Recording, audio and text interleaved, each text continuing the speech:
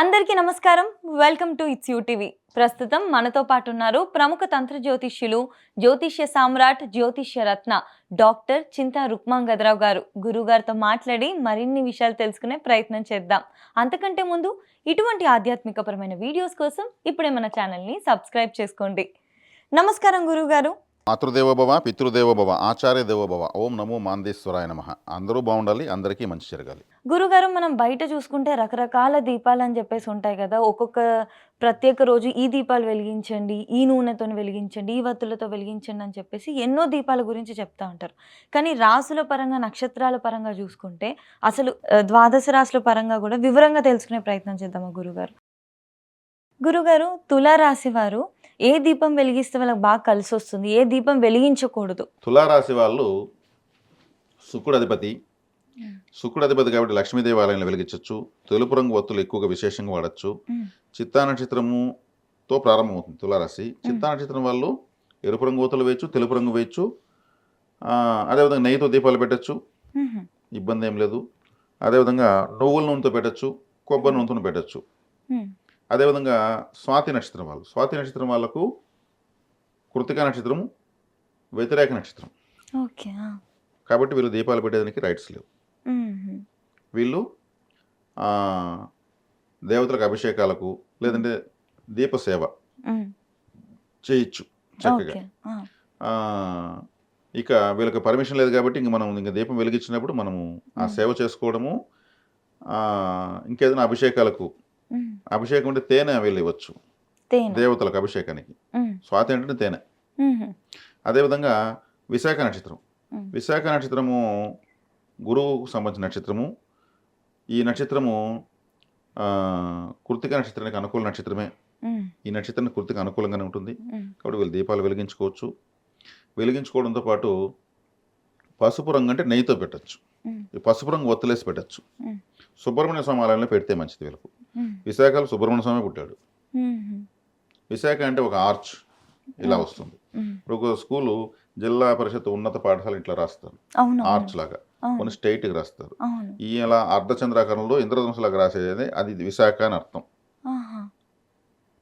ఒక హారము అని అర్థం. ఇప్పుడు ఇది వేసాను కదా, ఇది విశాఖ. నేను వేసుకున్నది విశాఖ కండువ కాబట్టి ఒక ఆర్చ్ లాంటిది. కాబట్టి దీపాలు కూడా వీళ్ళు ఒక ఆర్చ్ లాగా పెడితే మంచిది. అర్ధచంద్రాకారంలో ఎక్కడ సుబ్రహ్మణ్య స్వామి ఆలయంలో, గురు దక్షిణామూర్తి ఆలయంలో, దత్తాత్రేయ స్వామి అంటే గురువు నక్షత్రం కాబట్టి మంచిది. ఇప్పుడు వీళ్ళకి మంచి ఫలితాలు బాగుంటాయి. అరేంజ్ చేసేటప్పుడు ఇలా ఒక 5 దీపాలు తీసుకుంటే ఒక ఆర్చ్ అని అర్థం. ఓకే గురుగారు. అలా చేస్తే వీళ్ళకు బాగుంటుంది ఫలితం. అంటే ఆ నక్షత్రం యొక్క సింబల్ మనం చెప్పాం. ఓకే ఓకే, చేసుకోవచ్చు. ఇంకా ఈ రాశిలో మనకి అనుకూలంగానే ఉన్నాయంటారు గురుగారు? స్వాతి నక్షత్రానికి అనుకూలంగా లేదు, అది ఒక్క నక్షత్రం. విశాఖ నక్షత్రానికి అనుకూలంగా ఉన్నాయి. ఓకే ఓకే, వీళ్ళు సేవ చేసుకోవాలి, వీళ్ళు ఆరాధించుకోవచ్చు దీపాలతో. ఈ రాశి వాళ్ళ గురుగారు పెట్టకూడని దీపం ఏమైనా ఉందా? ఈ నూనె వాడకూడదు అలా? ఈ రాశి వాళ్ళు వాడకూడని నూనె అంటే తీసుకుంటే శని అనుకూలమే వీళ్ళకు. అదేవిధంగా గురువు నక్షత్రము అనుకూలమే, ఏదైనా వాడుకోవచ్చు. స్వాతి నక్షత్రం వల్ల వెలిగించేందుకు అవకాశం లేదు కాబట్టి మిగిలిన వాళ్ళు ఏదైనా వాడుకోవచ్చు, ఇబ్బంది ఏమి లేదు. ఇంకా ఇది అలా ఏమీ లేదు గురుగారు. ఇందాక మీరు మాట్లాడేటప్పుడు మీరు ముందు తెలుసుకోకుండా పెట్టినారు, దాని తర్వాత ఆపేసినారు అని అన్నారు కదా. ఆపేసిన తర్వాత మీరు ఏ రకమైన సేవ చేయడం ప్రారంభించారు అండ్ రిజల్ట్స్ ఏ విధంగా కనిపించాయి? నా స్వాతి నక్షత్రం, నా స్వాతి నక్షత్రము తులారాశి. ఓకే. నా లగ్నం మిథున లగ్నం, ఆరుద్ర నక్షత్రం, రెండు రాహు నక్షత్రాలు నావి. లగ్నంలో తీసుకున్న రాహు నక్షత్రం వచ్చింది, రాశిలో తీసుకున్న రాహు నక్షత్రం వచ్చింది. నేను దీపాలు పెడుతున్న రోజులు నాకు ఏ రిజల్ట్స్ వచ్చేవి కావు, నాకు ఆ విషయం తెలియదు. దీపాలు పెట్టి పెట్టి ఆరాధించేవాడిని. ఎంత ఆరాధించినా నాకైతే ఏమి ఉండేది కాదు. ఈ పరిశోధన చేయంగా మళ్ళీ తెలిసింది. చివరకు చూస్తే మా మిసెస్ అంటే మా భార్య కూడా ఆరుద్ర నక్షత్రంలో పుట్టింది ఆమె. ఇప్పుడు ఆమె కూడా దీపాలు పెట్టకూడదు. కానీ దీపం పెట్టకుండా ఇంట్లో ఉంటే అది మంచిది కాదు. కాబట్టి తను ఎప్పుడు పెట్టినా నేను అడ్డుకోను, ఒకవేళ పెట్టకపోయినా ఏమి అన్ను. మా ఇంట్లో కనీసం ఒక 20 రకాల వెరైటీస్ అగరబత్తులు ఉంటాయి. నేను ఎక్కడికి వెళ్ళినా అగరబత్తులు తీసుకొస్తూనే ఉంటాను. రకరకాల ధూప్ సాంబ్రాన్ స్టిక్స్, కప్పు సాంబ్రాన్ ఇలాంటివి తెస్తూనే ఉంటాను. నేను మాత్రం అగరబత్తులు వెలిగిస్తూనే ఉంటాను. ఎప్పుడు మా ఇంట్లో ఏదో ఒక టైంలో అగరబత్తులు వెలుగుతూనే ఉంటాయి. ఏదో ఒక మూల పెట్టేసి ఉంటాం. మంచి సువాసన, సువాసనకి శుభ్రతకి లక్ష్మీదేవి వస్తుంది. అవునవును. కాబట్టి అది మేము ఎక్కువ చేస్తుంటాము. ఆమె ఎప్పుడు పెడుతుందో ఆమె పెట్టిస్తాను. ఓకే. లేదు మా పిల్లలు సింహరాశిలో కర్కాటక రాశిలో పుట్టారు, వాళ్ళకి పర్మిషన్ ఉంది, వాళ్ళు పెడతా ఉంటారు. ఓకే. ఓకే. ఇలా ఏం చేశాను, నాకు అనుమతి లేదని తెలిసిన తర్వాత నేను ఆపేశాను. హ్మ్. నాకు తెలిసిన తర్వాత స్వాతి నక్షత్రం వాళ్ళు కానీ, ఆరుద్ర కానీ, శతభిషం వాళ్ళు కానీ, పుష్యమి వాళ్ళు కానీ చెప్తే దీపాలకు సేవ చేయమని చెప్తాను. ఇంకా మేము ఎక్కడ ఆలయానికి వెళ్ళినా ఆయిల్స్ తీసుకెళ్ళి డొనేట్ చేసేస్తాం. ఓకే. ఓకే. అక్కడ దీపాలు మా పిల్లలకి అలవాటు చేస్తాను. అన్ని దీపాలు పోస్తూ ఆలయం చుట్టూ పరుగులు ఎత్తి వాళ్ళు పోస్తూ ఉంటారు. నేను పోస్తాను చెరొక బాటిల్ తీయిస్తాం, గర్భగుడిలోని ఇచ్చేస్తాం. ఇవన్నీ ఆటోమేటిక్ చేస్తున్నాం. అప్పటి నుంచి చక్కగానే ఉంది, ఏ ఇబ్బంది లేదు. అరే దీపం పెట్టలేదు అనేటువంటి అసంతృప్తి కూడా మనసులో లేదు. దీపం జ్యోతి పరబ్రహ్మం అన్నారు. అంటే పరబ్రహ్మము అంటే ఏమంటే ఈ సృష్టికి మూలము, ఈ సృష్టికి కారణము అనేటువంటి శక్తి అని అర్థం. దేవతలు జ్యోతి స్వరూపులు. అదేవిధంగా దీపము అనేది పలు రకాలుగా పెడతారు, ఎన్నో ఉన్నాయి. ఒక మనిషి చనిపోతే కూడా వెంటనే తలకాడ దీపం పెడతారు. దానికి అంటే ఇతను జ్యోతి రూపంలో మారిపోయాడని అర్థం. దీపం రూపంలో ఇతను ఆత్మ ఉందని, శారీరకంగా ఇతను ఇప్పుడు లేడు, జ్యోతి రూపంలో ఉన్నాడని దీపం పెడతారు. అందుకే తలకాడ దీపం పెట్టడం అంటే వాళ్ళు పరమపదించాలని అర్థం. శరీరాన్ని విడిచి ఆత్మరూపము జ్యోతి రూపంలోకి వచ్చారని అర్థం. అదేవిధంగా ఈ దీపము ఏ ఇంట వెలగదో ఆ ఇంట్లోకి అసుర శక్తి ప్రవేశిస్తుంది. అందుకే తెల్లవారు సాయంత్రం దీపాలు పెడతారు. అసుర శక్తి అంటే సాయంత్రం అసుర సంధ్య వేళ అంటారు. అసురులు అంటే రాక్షసులు. రాక్షసులు అంటే అంటే వ్యతిరేక శక్తి ఇంట్లోకి వస్తున్న అర్థం. ఏ ఇంటి దీపం వెలకపోతే ఆ ఇంట్లో మనం వెళ్ళిపోదామని రాక్షసులు డిసైడ్ అయ్యి ఇల్లు వెతుకుతారండి ప్రతిరోజు.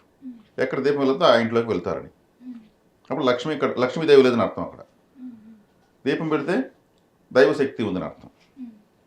అంటే ఏదైనా ఒక సినిమా ప్రారంభోత్సవమైనా లేదు ఇంకేదైనా పెద్ద మీటింగ్ అయినా జ్యోతి ప్రజ్వలన కార్యక్రమం ప్రత్యేకంగా చేస్తారు. పెద్దవాళ్ళకి అలా ఒక క్యాండిల్ ఎత్తి వెలిగిస్తారు. జ్యోతి ప్రజ్వలన కార్యక్రమం తర్వాతనే అన్నీ ప్రారంభమవుతాయి. అంటే అంత ప్రాధాన్యత మన హైందవ భారతదేశంలో దీపానికి అంత ప్రాధాన్యత ఉంది, అంత మహత్యం కూడా ఉంది. ఇక్కడ మనకు అన్య మతస్థులు కూడా దీపాలు పెడతారు. క్రిస్టియన్స్ క్యాండిల్స్ వెలిగిస్తారు, జ్యోతులే. అదేవిధంగా దీపం నిశ్చలంగా వెలగాలి. ఎక్కువగా ఏ ఇంటి దీపం కదులుతూ ఉంటుందో అక్కడ వాళ్ళకి కష్టాలని అని అర్థం. దీపం నిశ్చలంగా ఇలా వెలగాలి. దీపము ఎరుపుగా, పసుపుగా, బ్లూ కలరు, 3 రంగులు కలిసి ఉండడము, రకరకాల వర్ణాలు కనిపిస్తాయి. దాని చివరిలో చూస్తే నీలవర్ణంతో ఒక ఆరా ఉంటుంది. అదే దీపము చురుచుర మండుతూ ఉంటే కూడా ఆ ఇంట్లో సమస్యలు ఉన్నట్లు లెక్క. పట్ట ఉంటాని మన క్రాకర్స్ లాగా సౌండ్ వస్తుంది కొన్ని ఇళ్ళలో. అది ఆయిల్ ప్యూర్ది లేకపోతే అట్లా అవుతుంది అన్నట్టు కాకుండా ఇంట్లో సమస్యలకి సంకేతంగా కూడా భావించవచ్చు. ఆ ఇంట్లో సమస్యలు ఉన్నప్పుడే అటువంటి ఆయిల్ వాళ్ళకి దొరుకుతుంది. దొరకడమే అందుకు దొరుకుతుంది. అలా ఇటువంటివి ఎన్నో శకునాలు ఉన్నాయి. దీపాలు మధ్యలో ఆరిపోవడము, ఆయిల్ ఉన్నా కానీ మధ్యలో ఆరిపోయింటాయి, ఆడుతూ ఉంటాయి, శబ్దం చేస్తుంటాయి, బుర్రను కూడా సౌండ్ చేస్తుంటాయి. అంటే అక్కడ ఆ శబ్దం చేయడానికి ఇతరత్ర ఏదో వ్యతిరేక శక్తి అక్కడ డిస్టర్బ్ చేస్తామని అర్థం. ఇవన్నీ శకునాలు. అదేవిధంగా దీపాలను పలు రకాల నూనెలతో పెడతారు. కొబ్బరి నూనె, నువ్వుల నూనె, నెయ్యి, అష్టమూలిక తైలము, ఇంకా ఎత్తుకుంటే ఆముదము, ఎన్నో రకాల నూనెలతో పెడతా ఉంటారు. ఈ ఎవరు దేంతో పెట్టాలంటే నేతితో పెట్టిన దీపము అందరూ శ్రేష్టంగా పెట్టుకోవచ్చు. నువ్వుల నూనెతో పెడితే నువ్వు మంచిదే, అది శ్రేయస్సుకు సంబంధించింది. ఆముదము తీసుకుంటే ఇప్పుడు ఆముదము గింజలు ఉంటాయి కదా, ఆ గింజలు మొదట్లో ఎలా ఉంటుంది, ఆంజనేయ స్వామి ఫేస్ ఎలా ఉంటుంది అలా ఉంటుంది. అది దాన్ని అలా భావించి పోతనం కూడా పెడతారు. కొబ్బరి నూనెతో పెడతారు. కొబ్బరి నూనె అంటే అది విఘ్నేశ్వరుడు సంబంధించిందని, ఆ నూనెతో పెడితే విఘ్నాలు తొలతాయని. కానీ ఏదైనా కూడా ఒక పవిత్రమైన శక్తి ఆ దీపం నుంచి ఇల్లంతా ప్రసరిస్తుంది. ఈ దీపాలు కానగ నూనెతో పెడతారు, విప్ప నూనెతో పెడతారు, రకరకాల తైలాలతో పెడతారు. ఇలా మనకు చెప్పినవే కాకుండా ఇంకా ఎన్నో రకాల తైలాలు ఉన్నాయి. ఈ దీపాలను ఒక ఒత్తితో 2 దీపాలు పెట్టచ్చు, ఒక దీపంలో 5 ఒత్తులతో పెట్టచ్చు, ఓంకారంగా ముగ్గు వేసి ఆ ఓంకారంలో చిన్న చిన్న ప్రమిదలు పెట్టి పెట్టచ్చు, స్వస్తిక్ వేసి స్వస్తిక్ ఆకారంలో చిన్న చిన్న ప్రమిదలు పెట్టి పెట్టచ్చు, శివలింగాకారం పెట్టి పెట్టచ్చు. మరి ముఖ్యంగా కార్తీక మాసంలో అది దీపాల మాసంగా చెప్తారు. ఆ నెల మొత్తం దీపాలు ఎక్కువ వెలిగిస్తుంటారు. దీపావళి అనేటువంటిది మనకు ఒక పెద్ద పండుగ ఉంది. అంటే ఆకాశం అంతా వెలుగులు దీపాలుగా మారుస్తూ వచ్చేటువంటి ఒక ఫెస్టివల్ అది. అది చాలా చాలా ప్రసిద్ధమైనది. ప్రపంచవ్యాప్తంగా కూడా దీపావళి చేస్తారు. ఈ మధ్యకాలంలో కొన్ని లైట్లు దీపాలలాగా తయారు చేసి పెట్టారు. అంటే నూనె పోయాల్సిన అవసరం లేదు, కరెంట్ స్విచ్ వేస్తే అది దీపంలాగా వెళుతూ ఉంటుంది. అందులో ఫలితం ఉండదు. ఆ దీపాలు ఆ లైట్లు కూడా ముందుకి వెనక్కి ఇట్లా డాన్స్ చేస్తుంటాయి. దీపం ఆడకూడదు అని చెప్పాను. ఈ ముందుకి వెనక్కి ఊగేటువంటి దీపాల్లో నిశ్చలత ఉండదు. నూనెతో వచ్చే పవిత్రత ఆ కరెంట్తో వచ్చేటువంటి దీపాల్లో ఉండదు. ఈ మధ్య చైనా నుంచి దిగుమతి సీరియల్ సెట్లు ఎన్నో వచ్చేసాయి. ముందుకు ఇలా వస్తాయి, అలా పరిగెత్తాయి, ఇట్లా పోతా అట్లా పోతూ ఉంటాయి. అది లోకం తీరు మారింది కాబట్టి అటువంటివి ఆలోచనలతో చేసుకున్నారు. దాంట్లో తప్పు లేదు, మంచి లేదు, చెడు లేదు, అదొక అలంకరణ. కానీ దేవుడి దగ్గర పూజ రూమ్లో ఆలయాల్లో పెట్టేవన్నీ కూడా నూనెతో తగిలిన దీపాలు, నెయ్యితో పెట్టిన దీపాలు పెట్టచ్చు. అదేవిధంగా బియ్యం పోసి నిమ్మకాయలతో దీపాలు పెడతారు. అమ్మవారికి రాహుకాలంలో శుక్రవారం రోజు పెడతారు. కాలభైరవుడికి అమావాస్య రోజు గుమ్మడికాయ కట్ చేసి మధ్యలో ఆ గుజ్జు తీసేసి దాని నిండా నూనె కానీ నెయ్యి కానీ పోసి ఎర్రటి ఒత్తులు వేసి పెడతారు.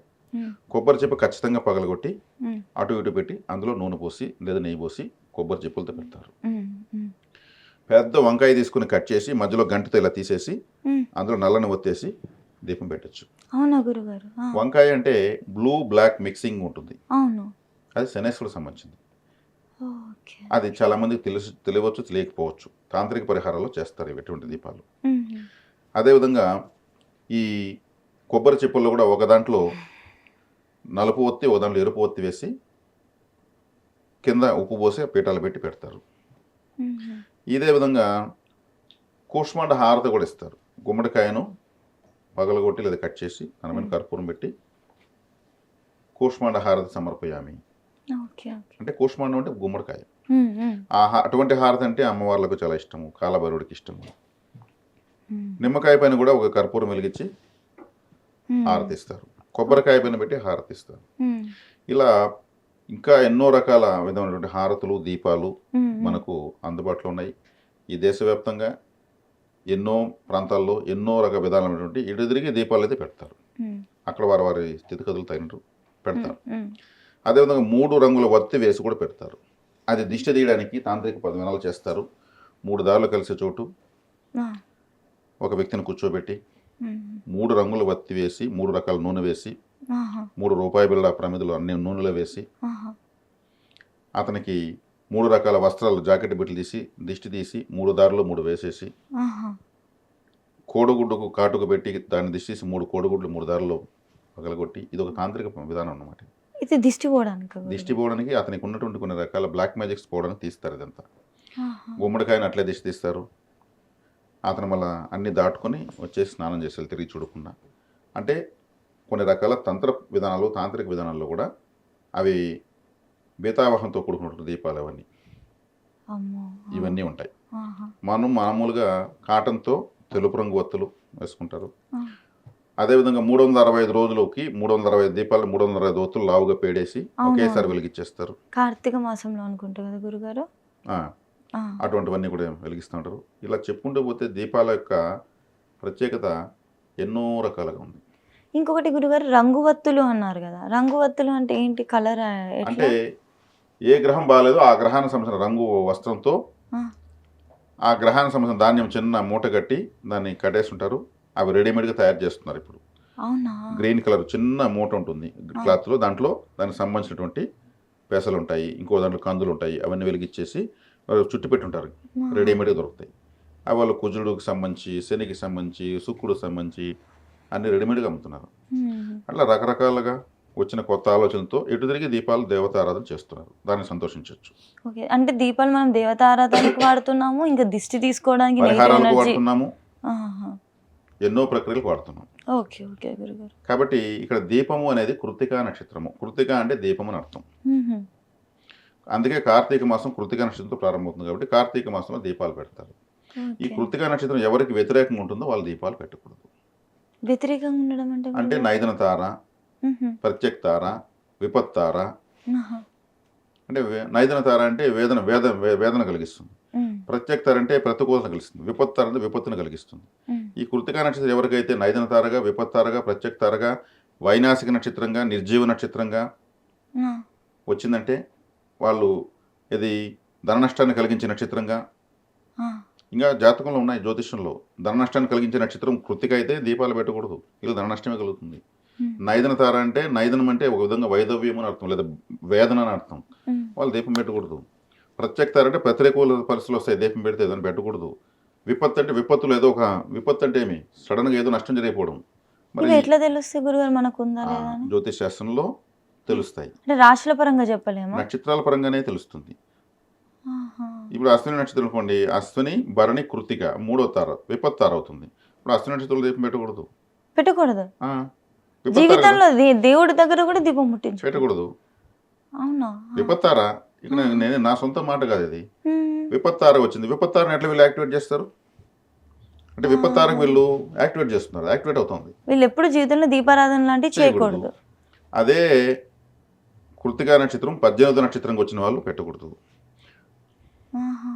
18వ నక్షత్రం ధన నష్టాన్ని కలిగిస్తుంది. హుహు.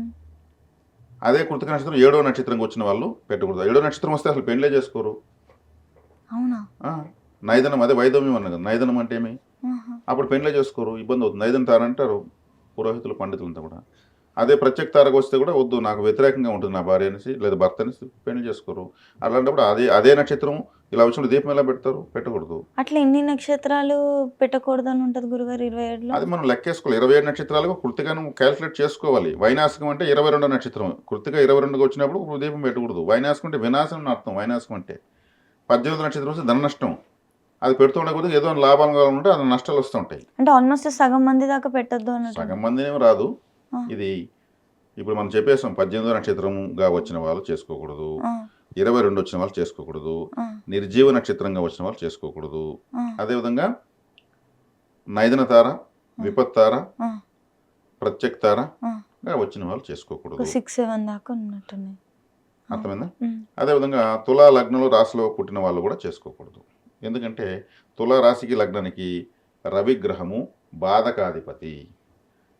ఈ కృత్తికా నక్షత్రానికి అధిపతి రవిగ్రహము. బాధకాధిపతికి సంబంధించిన నక్షత్రాన్ని వీళ్ళు యాక్టివేట్ చేయకూడదు. ఉమ్, బాధ పెట్టే గ్రహం కదా. ఇప్పుడు నా తులారాశి నాకు తెలియని రోజు నేను పెట్టిన రోజు నాకేం రిజల్ట్ కనిపించలేదు. ఉమ్, ఆ, తర్వాత నాకు ఇదంతా రీసెర్చ్ చేసుకున్నాక ఆపేసాను. ఇప్పుడు మరి ఏం చేయాలి? మరి వీళ్ళు దీపాలు పెట్టకూడదు. ఆ, ఇది చాలా పెద్ద వినడానికి ఇబ్బందికరంగా ఉంది. మరి ఏం చేయాలి? దీపం బదులు ఏం చేయాలి? అగరవత్తులు వెలిగించవచ్చు, దీపాలు దానం చేయొచ్చు. ఆ, కార్తీక మాసంలో ఆలయాల ముందు ప్రమిదలు, ఒత్తులు, చిన్న నూనె ప్యాకెట్ ఒక కిట్గా చేసి ఇస్తామంటే తీసుకెళ్ళి వాళ్ళు వెలిగిస్తూ ఉంటారు. హ్యాపీగా వెలిగిస్తూ ఉంటారు. అవును. ఏదైతే కలిసి రాదో దాన్ని దానం చేయాలి, కలిసి వచ్చేది స్వీకరించాలి. ఉమ్, ఉమ్, వీళ్ళు ఆలయం చుట్టూ అగరవత్తులు వెలిగించవచ్చు. అదే వీళ్ళు ఒక వాటర్ నూనె తీసుకెళ్ళి ఆలయం చుట్టూ అఖండలాలు వెలుగుతుంటాయి. దేవుడు ఆలయంలో వాళ్ళు వెలిగించుంటారు. ఉమ్, ఉమ్, వాటిలో నూనె తగ్గుతూ ఉంటుంది. దాంట్లో వీళ్ళు నూనె పోయొచ్చు.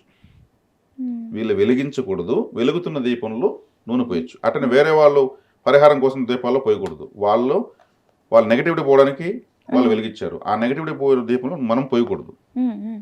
ఓకే గురు. మనం ఆలయానికి సంబంధించినటువంటి ఉమ్, అఖండ దీపాల్లో పోయొచ్చు, ప్రమిదలు పెద్ద పెద్ద వాటిలో పోయొచ్చు. గర్భగుడిలో ఒక బాటల్ నూనె కానీ నెయ్యి కానీ ఏదైనా ఇవ్వచ్చు. ఉమ్, గర్భగుడిలో సోమవారం ముందు అటు ఇటు 2 వెలుగుతుంటాయి. అక్కడ తగ్గే కొద్దీ మా నూనె పోయండి. Okay okay. అయ్యవారు ఖచ్చితంగా ఆ పని చేస్తే ఆయన ఇంటికి ఎత్తుకెళ్ళడు. ఉమ్, పరిహారంగా వచ్చిందని వాళ్ళకి తెలుసు. ఓకే. ఏది వాళ్ళు అటు తీసుకెళ్ళరు, చక్కగా పోస్తారు, సరేనా చెప్తారు. ఇప్పుడు ఏమైంది? ఇప్పుడు దీపాలు వెలిగించిన అవకాశం వల్ల ఈ పని చేయొచ్చు, ఉమ్, ఉమ్, ఉమ్. వత్తులు దానం చేయొచ్చు. ఇవి వెలుగుతాయి కదా, వీళ్ళు అవును, వెలిగించకపోయినా వెలిగేదానికి కారణమైనారు కదా. అవునవును. అదే పరిహారం క్రియ వాళ్ళు వెలిగించే వాళ్ళు ఇంకొకరు వెలిగించిన ప్రమిదలో వీళ్ళ దీపాన్ని వెలిగించి ఆడ పెట్టకూడదు. Okay okay. వాళ్ళది మనకు అప్పుడు అదవుతుంది. అది కనెక్ట్ అవుతుంది, ఆ ఎనర్జీని కనెక్ట్ చేసుకున్నాక. Okay okay. దీపంతోనే దిష్టి తీస్తారు, స్వామివారి హారతి ఇస్తారు. ఇప్పుడు అవునవును. అంటే ఈ జ్యోతి అనేది దైవ శక్తిని రిసీవ్ చేసుకుంటుంది. ఉమ్, దాన్ని మనం ఇలా అద్దుకోవడం వల్ల మనకు దైవ శక్తి మనకు వస్తుంది. అది అందులో ఉన్నటువంటి అంతరార్థం. మ్మ్. కాబట్టి కృత్తికా నక్షత్రం అనుకూలత ప్రతికూలత బట్టి ఎవరికి ప్రతికూలంగా ఉంటుందో వాళ్ళు ఈ విధమైనటువంటి విషయాలు చేయొచ్చు, మ్మ్. ఎవరికి అనుకూలంగా ఉంటుందో వాళ్ళు వెలిగించుకోవచ్చు.